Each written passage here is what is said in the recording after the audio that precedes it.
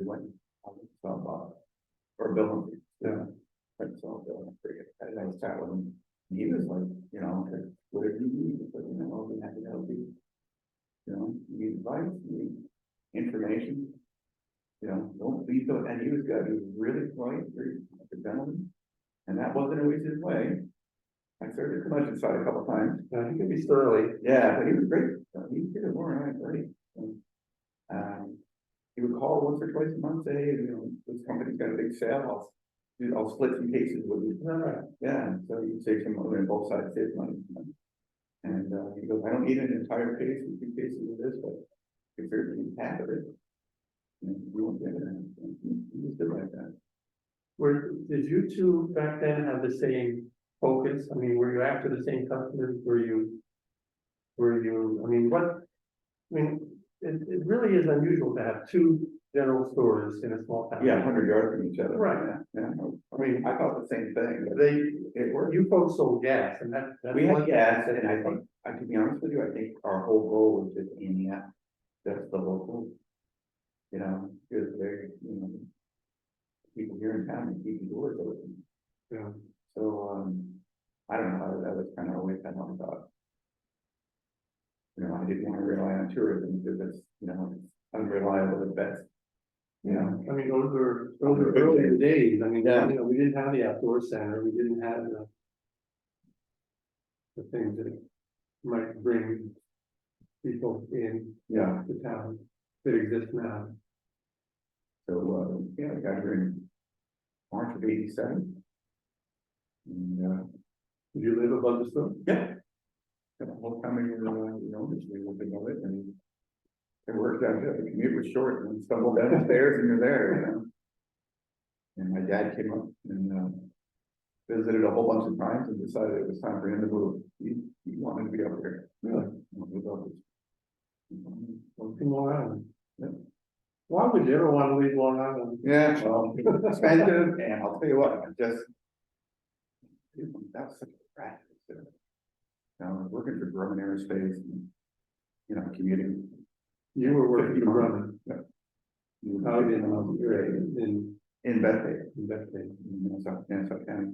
I was working with, I was an associate flight engineer with the UPC program. Money was okay. It was, you know, I would pay well for what I did, but it was just getting expensive.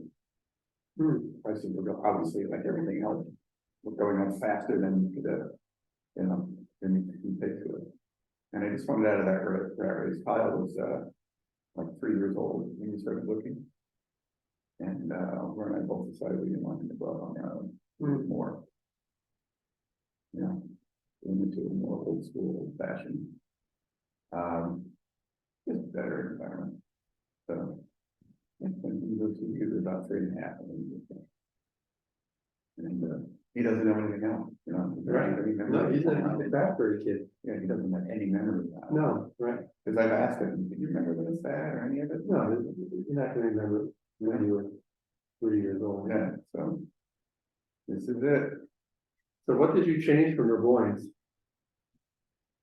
Well, we modernized some of that, added some additional cooler space, and then we put a walking cooler on the outside. So that was never there. We added beer and wine and stuff. They didn't have that. Yeah. Well, you know what? They stopped selling beer because of that accident. An accident, yeah. From that kid from Finland. Yeah. Right. So right after that, they stopped selling beer. Yeah, and that was just their, you know, they felt like they, you know, it was the right thing to do. And, you know, you can't argue with that. You weren't here when that happened. No. We added that to it, and it was amazing how much traffic built up after that. We just we upgraded a lot of in-store stuff, added a better coffee bar set up, and you know, breakfast stuff. But not a tremendous amount of changes because the formula that was there was pretty good. There's one that done an install with it. You know what I mean? It was just add this, add that, take suggestions. Did you make sandwiches? No, we did not have a deli. We did not have a deli. we opened at like 5:20 or 5:30 in the morning. When he sweat, Jack Ackland, Eugene Marcus, first thing in the morning, yeah. Man, they were making coffee, Dad's turning, running around, turning lights on, and getting room squared away. They would just come in and sit and talk. Yep, before they went to work. They were early risers. They had to get out In the morning, coffee clock, yeah. Yeah.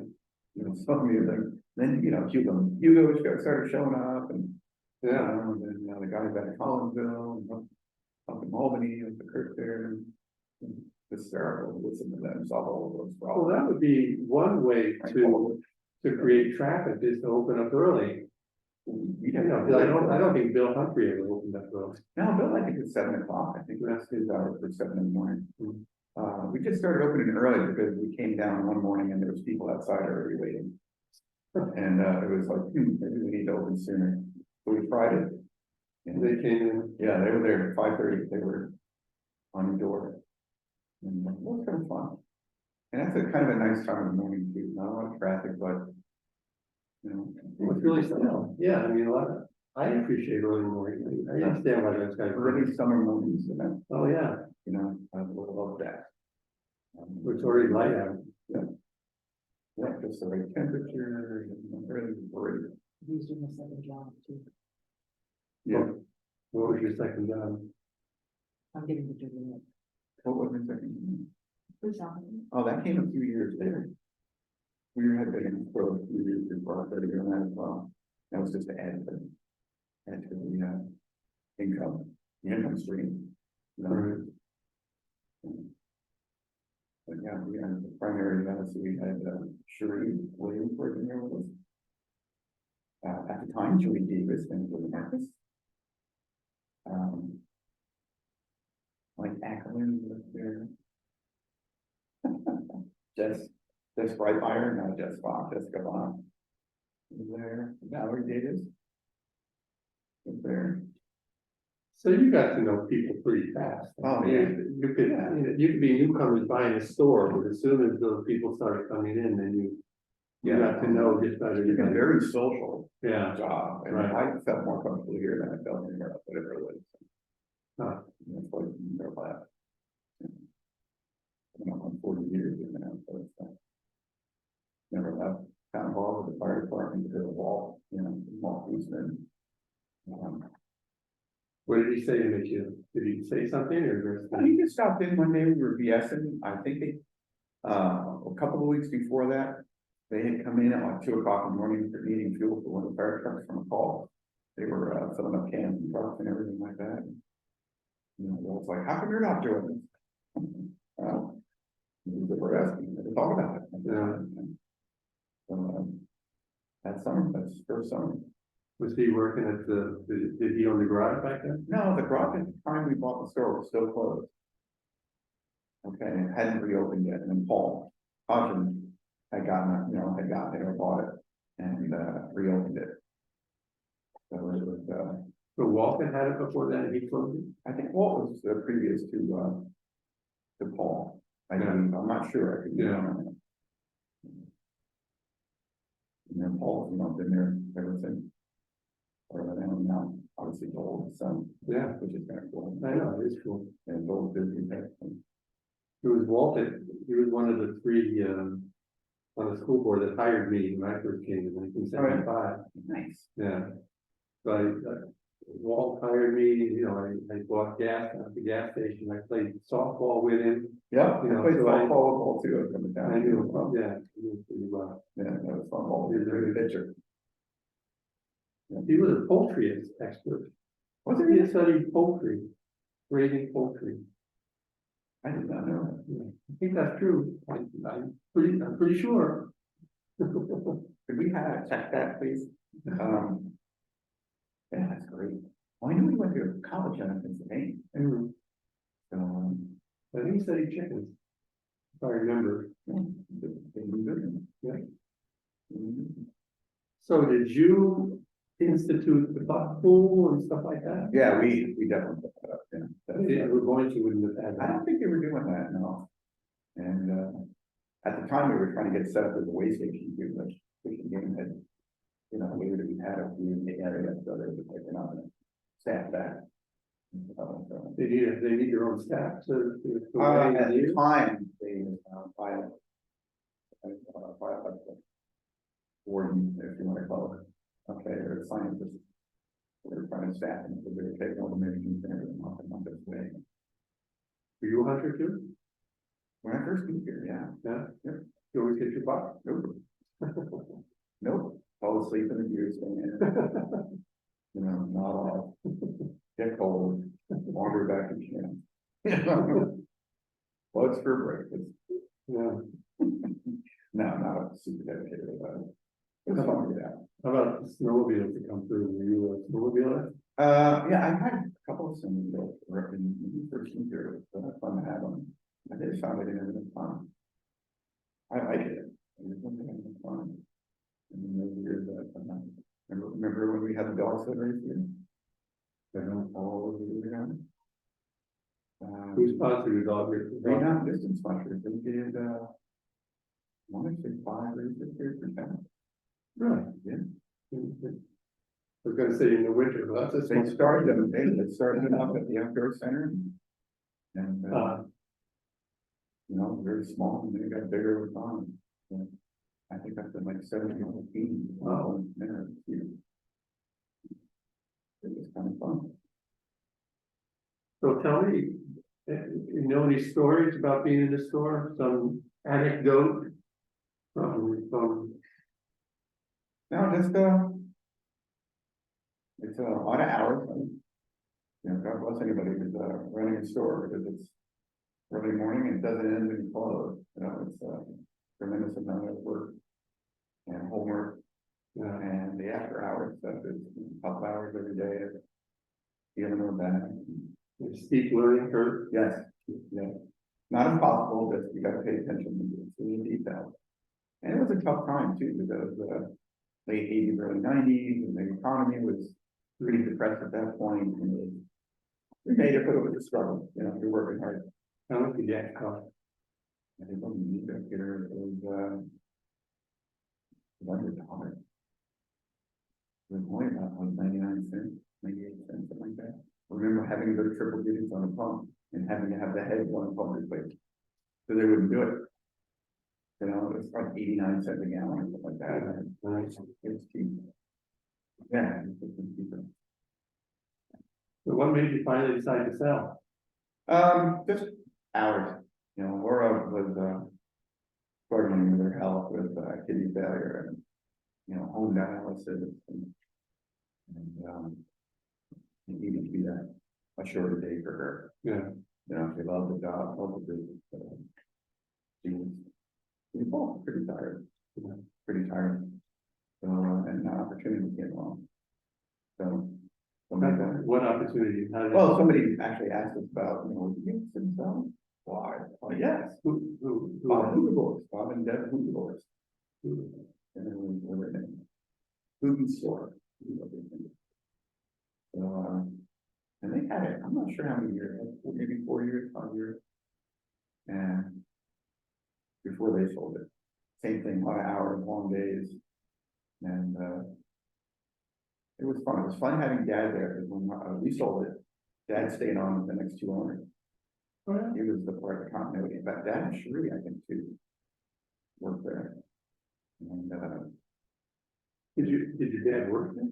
yeah, he was the morning guy. Oh, yeah. Yeah, 5:15 to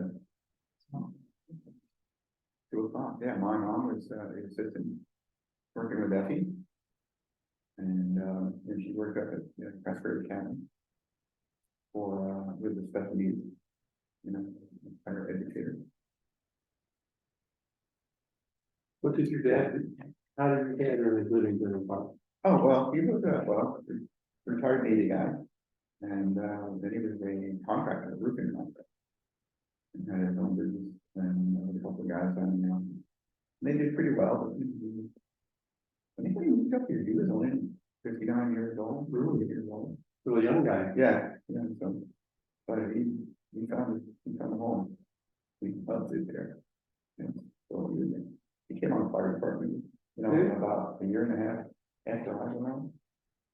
It was probably 1989, we found part of them. And then 10 years, we went with these things. It was fun, it was a good place to cruise.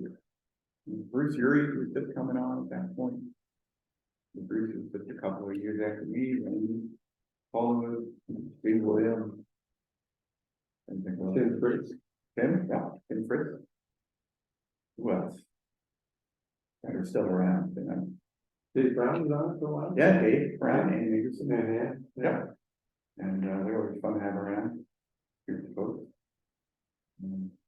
Pretty old school the way they did things, you know. Slowly came into the 20th century. How'd you learn to be a fire chief? I didn't, I just was the last man standing. After all passed. No, I mean, came out, started at the bottom, you know. Eventually wind up, you know, by default in multi-class. So you learned it just by being part of it for so long. Yeah, I mean, everybody goes to, you take classes and courses and everything. Yeah. It was almost pure on-the-job training. Yeah. What was good mentoring. That's a good bunch of folks. I get the impression that you know, that you're really close and you're really. It's fun, it really is, it's a good bunch of people. Good common calls, if you know what I mean, they enjoy being there, they want to be there. And the craft hits the fan, everybody turns to, and there's no politics. You know, minimal personality issues, if you know what I mean. You know, it's just minimal. And then support from the family, you know, everybody's family. What was your most memorable fire? Here in town, Wherever. yeah, actually, wherever, going to Hardwick, when they were burning down, place one block at a time. Back in the 90s, I think, when they had the two big block fires in Hardwick. I don't know if you remember that. I want to say one of them was like 1990 or 91, the other one was 92-ish. A couple of years. You know, both accidental, it's the way it is, whole building, you know, but they were like fully involved, part of blowing, you know, 30, 40 feet of flame out of the front windows. You're driving past me down Main Street right under it. You know, when you're trying to get in position, so that was, So you were one of a good number of fire departments that were there. oh, yeah, it came all the way from St. Johnbury. Really? Yeah, the winter one, they came in open camp route. From St. J. Hardcore. Yeah. I think here in town, probably I don't think which, done enough on Bobby Wright's place. Here in the village, Pete, you know, Pete's place here on the road. Oh, Yeah, his big barn. his big barn one, that was, I remember, it just got up for work. It was kind of like 5:15 in the morning. Yeah. And, the pager go out, but I didn't hear, the pager must have gone off, I just didn't hear it. And, I hear radio chatter on there. You know, your main caller would call out that he's leaving the station with, you know, one person on board or whatever. And I'm thinking, fire call, I wonder where that is. I had my back to the window. So I did. Or You were looking down, out the looks out window. window goes right there. Oh, look at that. So I had to go to the firehouse, get my stuff and then come back. You know, but it was a long day. His dad was on the department with me, Kyle. No.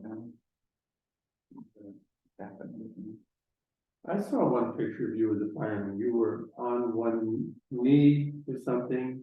Okay. And Kyle takes this picture of you kind of after a fire. Oh, I think that's. Bringing you know, kind of getting yourself back together. There was again. that Greensboro Bend a few years ago, 3 years ago. Am I right that's what was going on? Yeah, I was taking a break, because, you know, we've been doing some fighting interiors, so.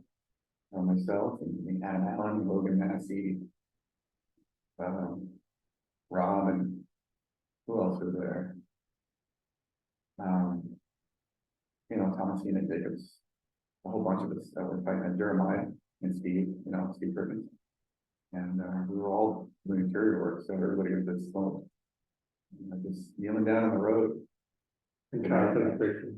Yeah, I don't know who took the picture. I never saw who took the picture. I think it might have been Kyle. Yeah.